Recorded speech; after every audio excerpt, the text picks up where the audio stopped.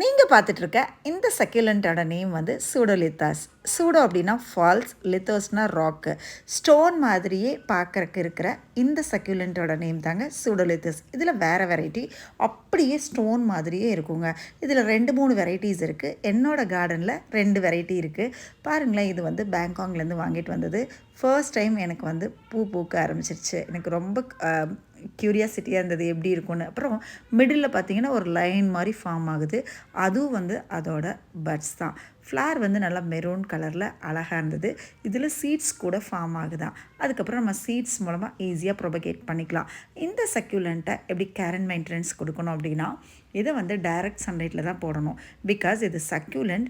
ரெண்டாவது வந்து நீங்கள் செமி ஷேடு அந்த மாதிரி பார்ஷியல் லைட்டில் வச்சா இது வந்து சீக்கிரமாக டீகே ஆகும். ரெண்டாவது வந்து என்னென்னா வரும் ஃப்ளவர்ஸ் வந்து வராது. அதனால் நம்ம டைரக்ட் சன்லைட்டில் கொடுத்து வீக்லி ஒன்ஸ் வாட்டர் கொடுத்துட்டோம் அப்படின்னா இந்த பிளான்ட் சூப்பராக க்ரோ ஆகுங்க.